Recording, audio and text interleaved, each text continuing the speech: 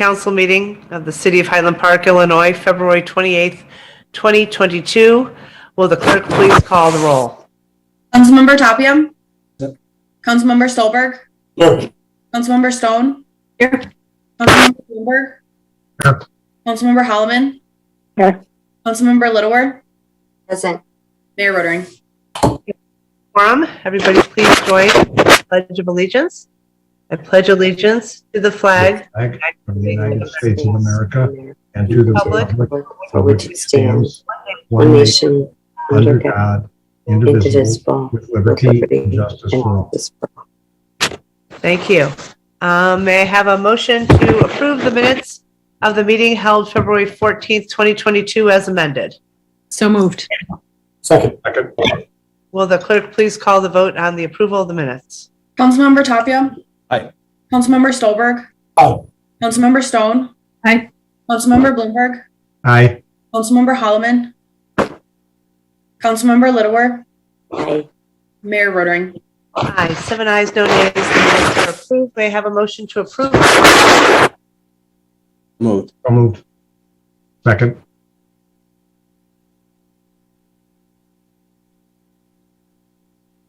Councilmember Tapia?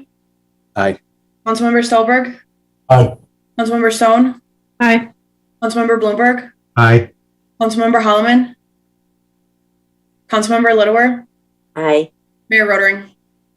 Aye, 7 ayes, no nays. The warrant list is approved. We'll continue on to the report of the mayor. I have no appointments this evening. I have no proclamations this evening. I do have 2 pieces of other business. On this 5th day of military conflict in Europe, we express our support and solidarity with the people of Ukraine and those who work and live in Highland Park with relatives and friends in Ukraine.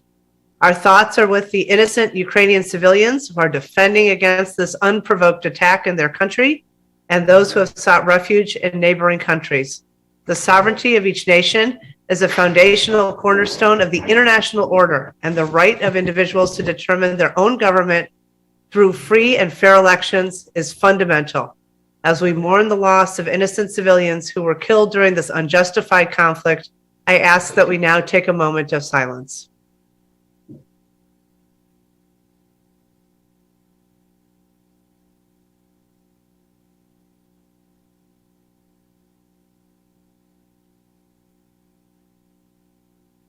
Thank you. I'd now like to announce the Capture the Heart of Highland Park photography contest winners. For the past 6 years, the city has sought to illustrate the unique character of our city through the lenses of community members in an annual photography contest. This year, more than 20 photographers submitted a total of 127 photographs. Photos were accepted in 5 categories and were evaluated in a blind judging process by the Cultural Arts Advisory Group. We'd like to thank the members of the CAAG, especially Chair Joanne Bernstein and Vice Chair Jerry Eisenberg, who have joined us this evening, and immediate past Chair Judith Kaufman for their careful evaluation of the entrees. Many congratulations to the winning photographers whose work truly captures the heart of Highland Park. I believe, Gita, am I announcing these or are the, okay. So first one, Arts and Architecture, Colonnade Sunset by Robert Limoges. Congratulations and thank you, Robert. Very, very cool. Thank you. The next one is under the category of Daily Life. Day is Done by Lynn West. Very beautiful. Thank you, Lynn. Lynn also is the winner in the environmental cool colors. Just terrific. Pets of Highland Park. Kelly Stanko did Night Silhouette. Oh, very sweet. Kelly also won in the portraiture category, the embodiment of immersion. Beautiful. And then of all of these, the community favorite was Cool Colors by Lynn West. So congratulations again, and thank you to all of our photographers who entered this wonderful contest. Now's the time to start taking pictures for next year's contest. So thank you all for your creativity and for capturing the heart of Highland Park. Thank you. Hey, let's continue on. with our agenda. The next item is business from the public. This is for citizens wishing to be heard regarding items not listed on tonight's agenda. Gita, what is the story? Do we have business from the public? Great, thank you, Mayor. Yes, individuals can email the city at cityhpil.com to have any items read into the record. We have one item for business from the public, so I'm going to ask Amanda Civitello, our communications manager, to read that into the record. This is pertaining to the Central Avenue Bridge, and then I can just give a status report of that project. Thank you. Thank you. So we have a message from Kelsey Gonzalez, a resident of Highland Park, with respect to the Central Avenue Bridge.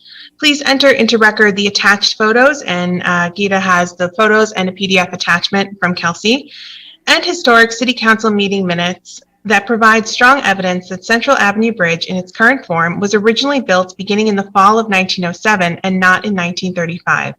This would mean that the bridge was built during a period of significance to the locally and nationally designated historic district, Linden Park Place, Bell, in which it resides, which correspondingly means that Federal Section 106 filings and historic Illinois engineering record adverse impact requirements filed in 2019 and 2021, respectively, likely were based upon misleading information. If the city has record otherwise, then it should be a small matter of transparency to simply provide it to the public. I urge the HPPC and City Council again to acknowledge and address these findings and to withdraw from a 2019 Memorandum of Agreement to demolish this bridge and replace it with a $4 million two-lane structure pending further Section 106 due diligence review and meaningful opportunities for public notice and participation on alternatives, including rehab or replacement with a one-lane structure. Thank you, Amanda. Just briefly, Mayor and council members, so as certainly the City Council is well aware, this bridge is in need of replacement due to existing structural deficiencies. Based on an inspection in 2014 and then subsequent reports and inspections, it was determined that rehabilitation of the concrete arch bridge is not economically feasible since the bridge is beyond repair due to multiple superstructure concrete cracks, delaminations, and spalls with worsening corrosion of reinforcing bars. At the request of the neighbors, we did last summer sent a communication to IDOT and requested that they review this application, take into consideration rehabilitation of the bridge, also take into consideration reconstruction from a two-lane bridge and make it a one-lane bridge. That request was denied. We certainly understand the preservation of historic elements of the structure. The city worked with the State Historic Preservation Office, and they began their review of this project in 2018. In addition, the application was reviewed by the city's Historic Preservation Commission. The design was modified to include historic design elements as part of the redesign of the project. And on September 2nd, 2021, the State Historic Preservation Office accepted the final design. So they did do a comprehensive review and accepted the final design, giving approval for the city to move forward. The week of February 14th, we did send written communication to all the neighbors, providing a project update and indicating that construction will begin actually this week, the week of February 28th. We are going to include regular updates on this project on the city's website, or individuals can contact at any time, but just want to assure the public that it was reviewed in a comprehensive nature, not only by the city, but also by the state, pertains to historic preservation. Great. And then Mayor, we have a number of people that have joined us this evening, and so we just ask that raise their virtual hands if there are any additional comments or any comments they'd like to be made into the record. Kelsey Gonzalez, who we just read her letter into the record, has raised her hand. Would you like to hear further from Ms. Gonzalez? Ms. Gonzalez, if in a minute or less you have more to add to your statement, we're all ears. Can you hear me? Yes. Okay. With all due respect, Mayor Rodering, I believe I have more than a minute and a half. I also would like to state that the lack of public participation in this is something that is of great concern to constituents. I know that a number of times the city has stated that sorry, I'm just upset here. That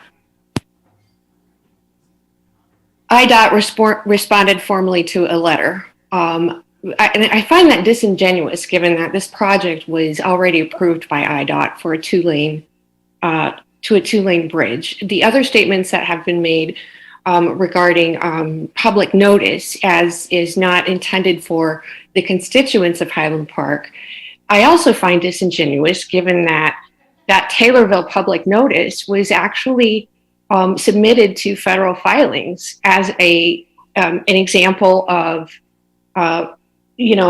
opportunity for constituents' community involvement. Also, you're not addressing my question regarding the new findings and how that might be of great significance. I'm not suggesting, no one else is suggesting, the bridge isn't in need of repair. What we're suggesting and demanding is that we have some transparency and public input with meaningful opportunity into this $4 million project. A two-lane bridge at 43 foot wide at the edge of Lake Michigan on a bluff is unsafe, and it's dangerous in the context of this neighborhood. And thank you. Thanks for joining us this evening. And I can tell that this is very important to you, and I know it's very important to many of the neighbors.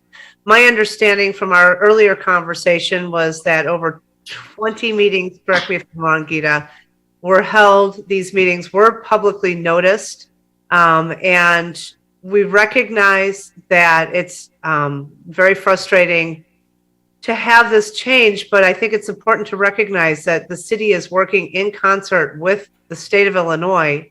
The state of Illinois Preservation did their review, and I think, there's this difficult balance where we need to recognize the very real necessity of investing in our infrastructure. Obviously, the character of a single lane bridge is certainly something that everyone's been accustomed to.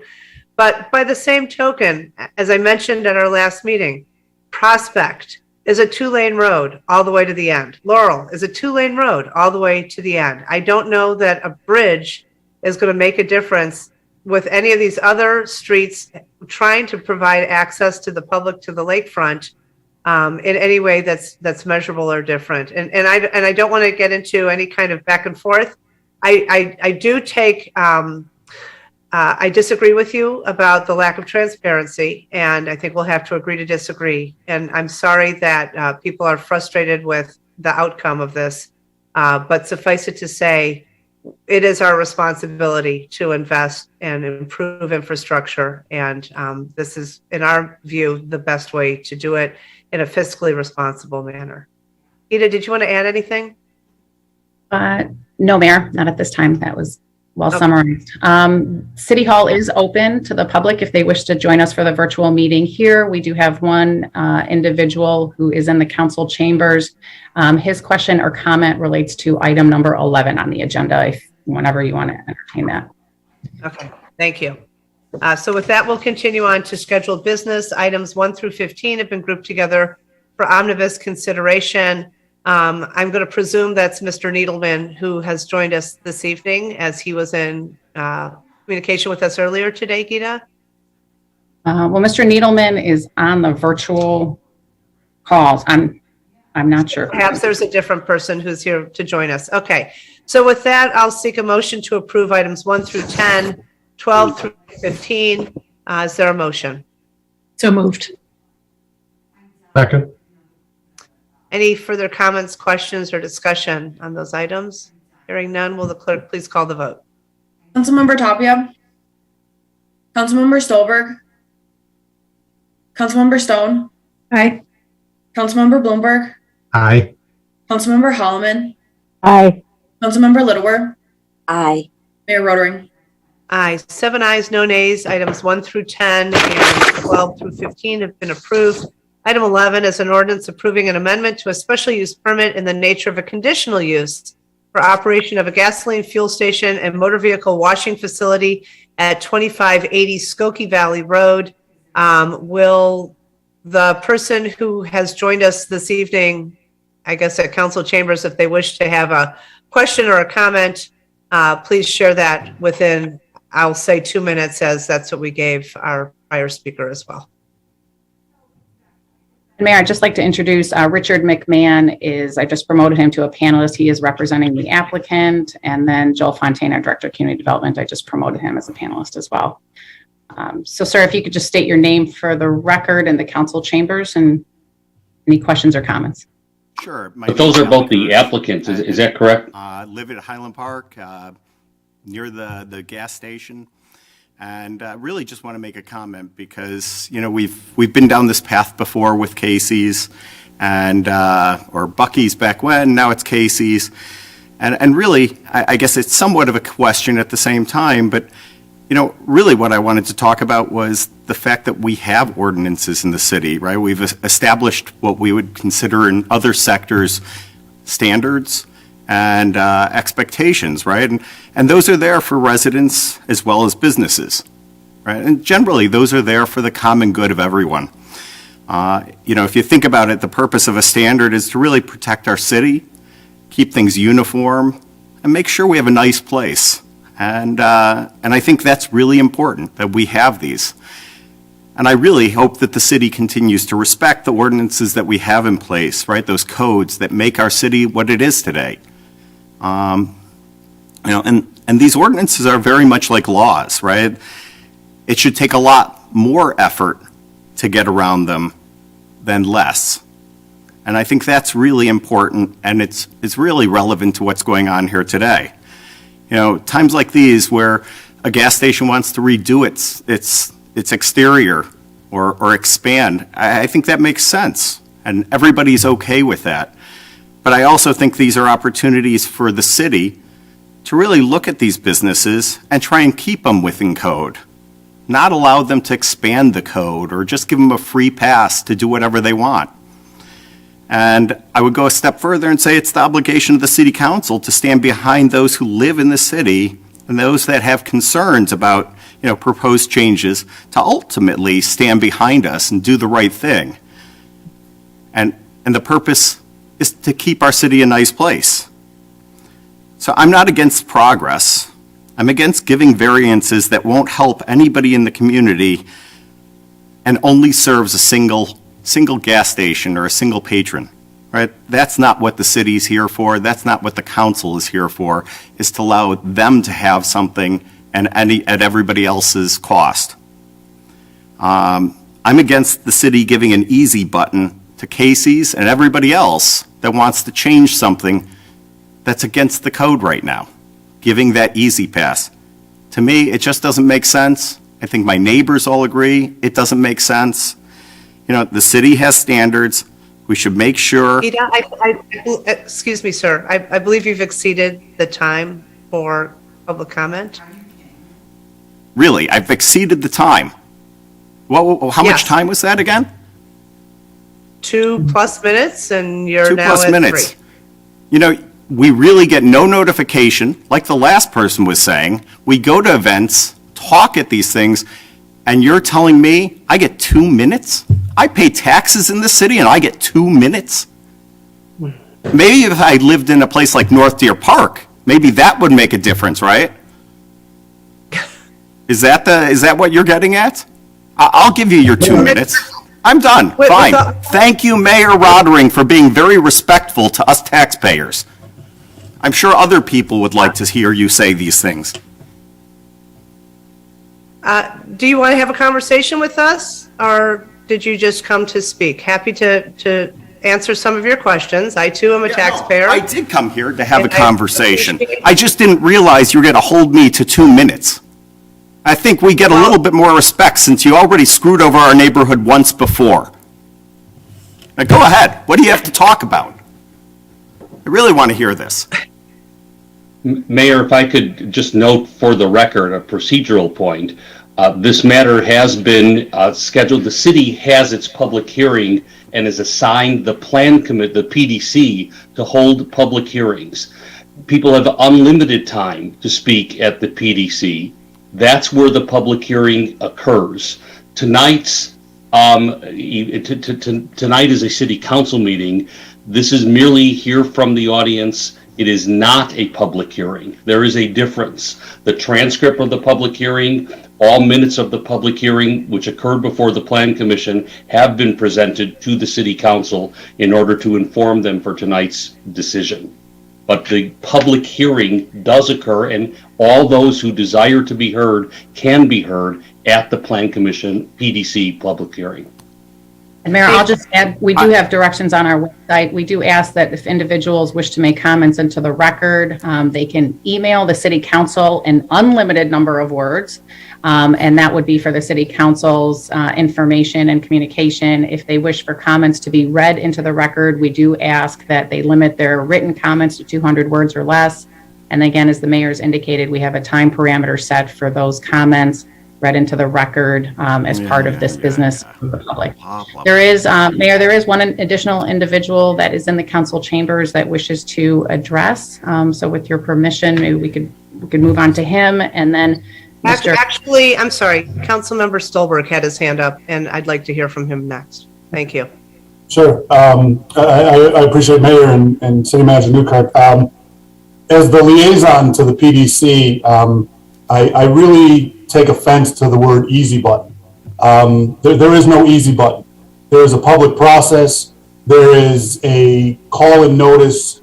There is times where the PDC members, audience members, and myself have sat there till 1 o'clock in the morning, answering homeowner questions, working with the developer to address concerns, trying to work to a public consensus. City code is there for a reason to protect everybody. But unfortunately, every single development that comes before us doesn't fit into a nice little package and a nice little bow and tie box. And that is the reason for public hearings. That's the reason for public comments. People who can't be at the hearings are given the opportunity to submit an email to be read into the public record. So all of these things have happened in a very public process. And with all due respect, I don't want to say you're kind of coming at the last minute, but the Plan Commission met, I think, on 2 occasions on this, because I seem to remember Chair Haynes further recused himself because he had some prior business with Buc-ee's, who was the owner of the gas station beforehand. So there really was an opportunity. And then even after the city, the Plan Commission makes their recommendation, and it is a recommendation to the council, they do not have a final approval, then they come back for draftings of findings, again, which was an opportunity for the public to appear. They were noticed, and they had an opportunity to comment. So, And just so you know, I was there. I sat in that meeting, and I heard everything that was stated. And I was the one that had to point out the things that the city couldn't figure out. And you were there as well, and you didn't make any of these trying to make it points. difficult for developers, but I take the code very seriously. But there are also provisions in the code that allow for variances based on comment, testimony, relief, public benefit, commensurate relief being sought. So this is not an easy process. This is not someone who tried to run something through under the call of darkness in the middle of the night. There were meetings, they were properly noticed, they were properly attended and dealt with, and hearings held at the PDC. So I understand you're frustrated with the process. I'm looking at the relief being sought, and believe me, for a lot of the projects in Highland Park, this relief is minimal compared to a lot of the things we've looked at over the years. But what I just want to make very clear to the viewing audience, there is no easy button in Highland Park. There is no way around the public process and the things that occur within it. So I just wanted to say that, Mayor. Thank you. Appreciate it. And I can Councilmember appreciate Stolberg. that. And I was at the original Planning Commission meeting where I had to point out all these things that they didn't see. And I had to make a big stink about the fact that they weren't going to side the car wash that's been there for almost 20-something years. And I had to point out the fact that the awning was too high. And I've committed over and over to reaching out to the city. So when I say easy button, yeah, when you're going to give a sign or give a gas station the easy button to build a sign almost 50% bigger than it is, and outside the code, you're right. I apologize that you take offense, Mr. Stolberg, but I was there. I didn't hear you say boo at that meeting. And I got to tell you, I take offense. Wait. You wait until I finish.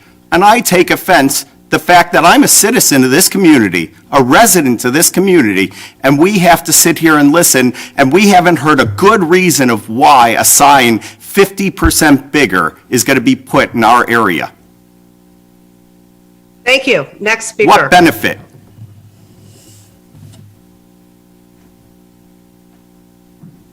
I believe there's someone else in the council chambers. If you could state your name for the record. Amanda, is there anyone else? Hi. My name is Marina Geller, and I live at 1247 Lynn Terrace in Highland Park. And I was at the last time when the whole Bucky situation was going on. And I really feel that you guys have dropped the ball. First of all, I didn't even know. If it wasn't for my neighbors, I wouldn't even know that we are dealing with this issue again, okay? I never got anything in the mail or anything like that. Second of all, our mayor, I'm sorry, but you know how we felt for this the first time. Do you really think that we would feel any differently with more changes happening the second time around? That's my question for you. You do realize we're talking about a different gas station, right? It's the This is same not affecting- gas station. It's Casey's. It used No, to be it's not. Bucky's. No, it's not. It's across the highway and across Half Day Road. It's not the same gas station. It's same ownership and everything. I mean, Right, but it's not abutting to your neighborhood. It is across the highway and it's across Half Day Road. So I don't know if maybe there was some miscommunication, but I certainly remember what we went through the first time, and I appreciated the input of the neighbors. I think it's important to note, this is a gas station that is not abutting your neighborhood, is across the highway and across the street. okay, you knocked down a forest when you guys did our gas station on our side, okay? We can see everything now. So the one across the street is gonna be lit up exactly like it is. I don't wanna live in Las Vegas, okay? And that's what you're making it be like. So you guys really have to rethink this and really see if you have any sympathy towards the neighbors of Highland Park, that you will actually not give them, if it's going above code or whatever, that should be an immediate no. Why do we have these laws in place? Alec was exactly 100% on that. Why do we have the codes in place? Why do we have these laws in place? I'm sorry, thank you. Is Joel the planning division window here, or who's here representing community development? Okay. Yeah, and I'll just. I mean, most of Mr. you McMahon is were also here representing. last time. I don't understand this. Thank you very much for your input. I'm going to hear from community development, and then we're going to hear from our council members. Madam Mayor, can you hear me? I don't. Yes. Oh, here we go.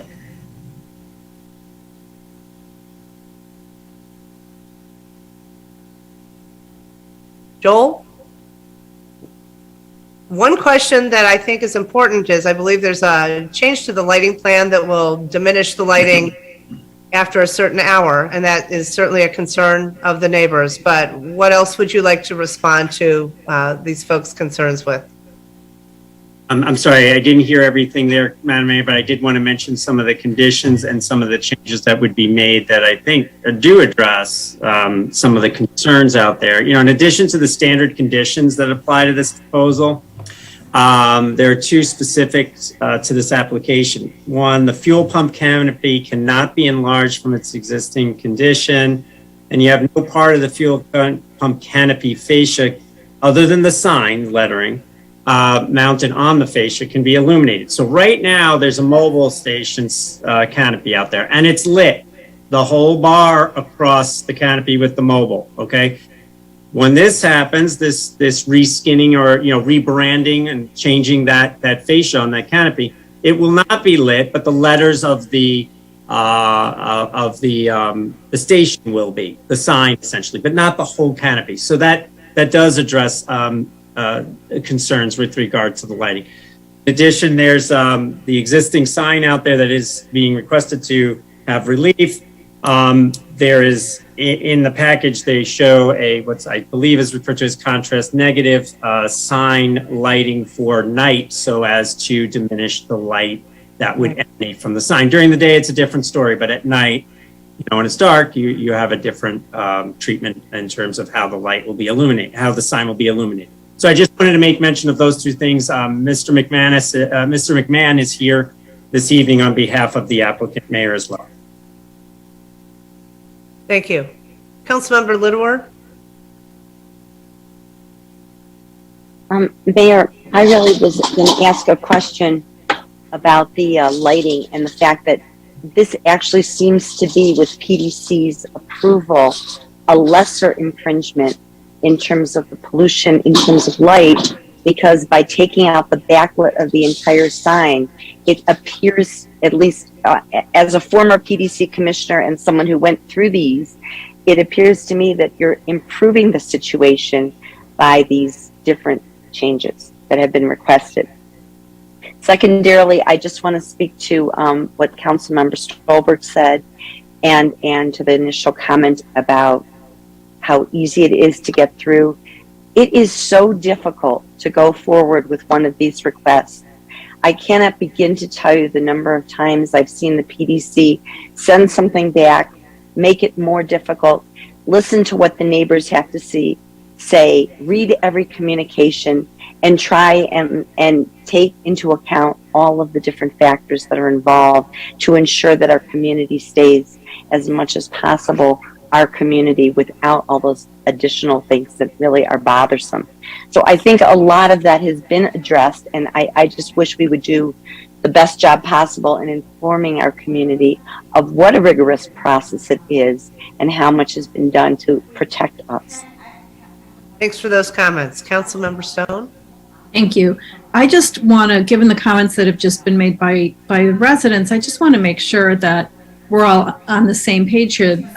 Mayor, you've already stated that this is the other gas station across kind of kitty corner from the one that we had discussed in the past.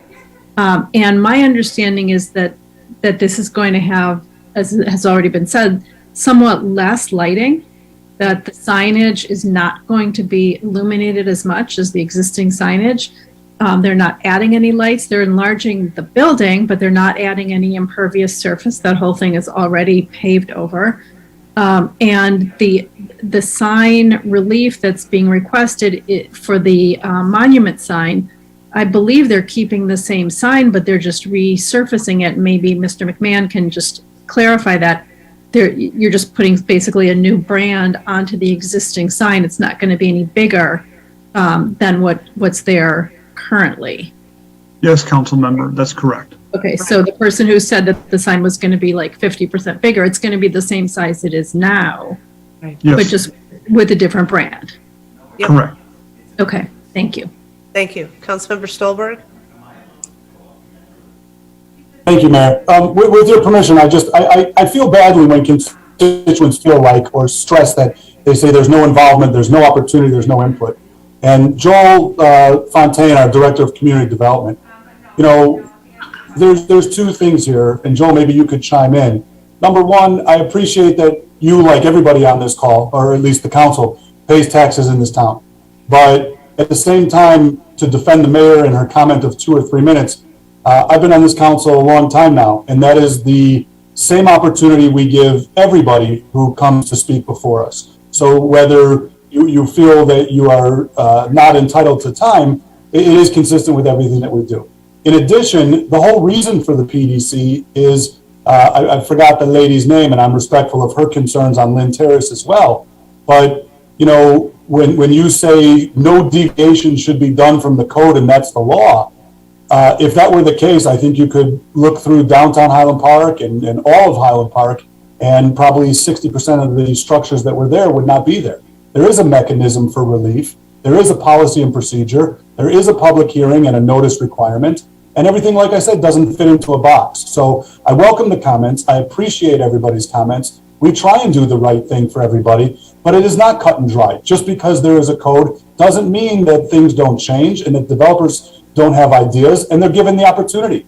And they're given the opportunity in a very public format, and they're rigorously, anybody who's been to a PDC commission, and I'm reading the notes from public comment, 2 residents attended the Plan and Design Commission at the public hearing, noted they live close to the Casey's gas station facing Kitty Corner.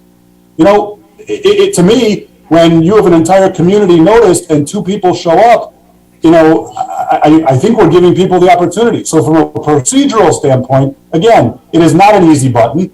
The code lives and breathes, and just like you say the code should have ironclad law, there are parts in the code that explain how someone is to seek relief and what they must do to get it. So I just wanted to express that, please, Mayor. And I'm not trying to be difficult on the people who have a legitimate concern, but there is a process and we adhere to it very strictly. Thank you, Councilmember Stolberg. With that, I'm seeking a motion to approve item 11. So moved. Is there a second? Second. Thank you. Will the clerk please call the vote? Councilmember Tapia. Aye. Councilmember Stolberg. Aye.